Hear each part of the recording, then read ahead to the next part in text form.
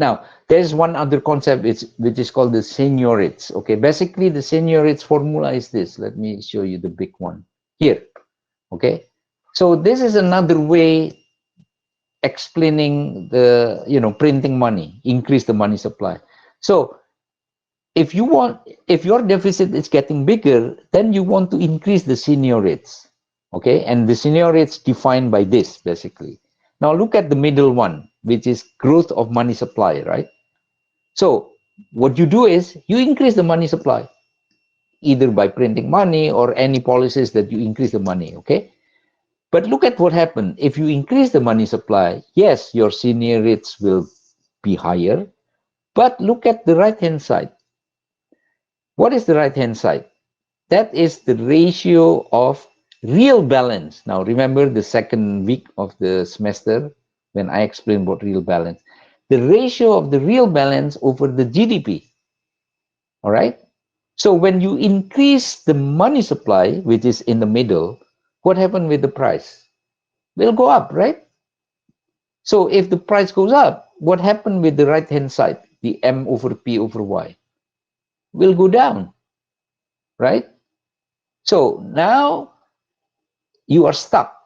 You want to increase the seignorates, which is the left-hand side.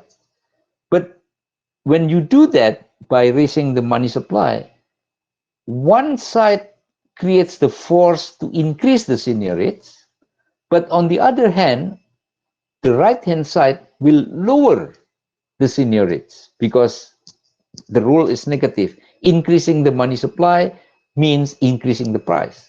That means the right-hand side, okay? So the end result is basically the interplay of these two forces, the positive one and the negative one, okay? The problem is that the more seignorates you need, so meaning if your deficit is getting bigger, you tend to increase more money supply, which means you also tend to increase the negative side. So this is the irony. You try to increase the seignorates by increasing the money supply, but at the end you have even lower seignorates. I hope this is clear, okay?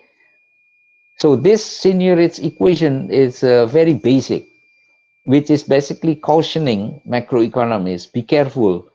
If you want to finance your fiscal deficit by printing money or by increasing the money supply, there is a risk that you will get even smaller amount of seignorates, which means you are even more unable to pay your fiscal deficit.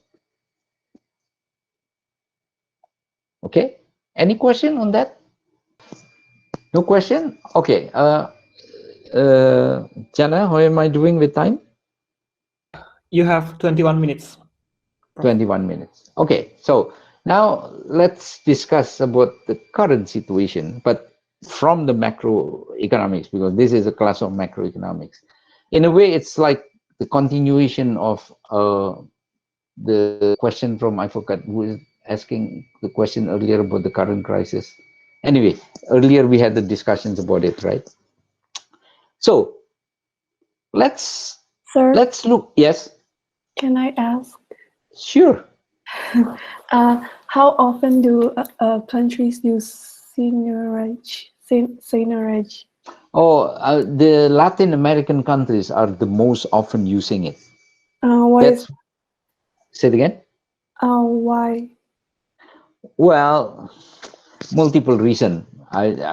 One explanation that I've read. Okay, I'm sure this is not the only reason, because in the 80s and the 70s, most of the Latin American countries are led by military general.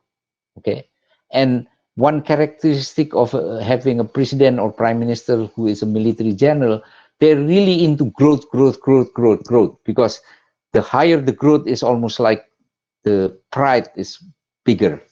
Now, imagine 70s and 80s, Latin American countries are still poor countries. When you are poor and you want to have a higher growth, what do? You borrow, right? So your deficit was, your fiscal sector was in deficit. So there's a big question, how are you going to finance that? Of course, some of them, they borrow from international organization. So that's the debt here. But a lot of them, they create the seignorates. And because they did that, then the deficit is getting bigger and bigger. So you think by creating seignorates, by printing money, by increasing the money supply, you are able to finance your deficit, right? But it turns out, like what I said a few minutes ago, it turns out that you lower the seignorates. Lowering seignorates means you lower your capacity to finance the deficit. That means you have to combine seignorates and foreign debt.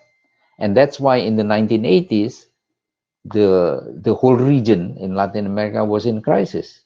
This is the famous debt crisis of 1980s in Latin America. Okay? Okay, thank you, sir.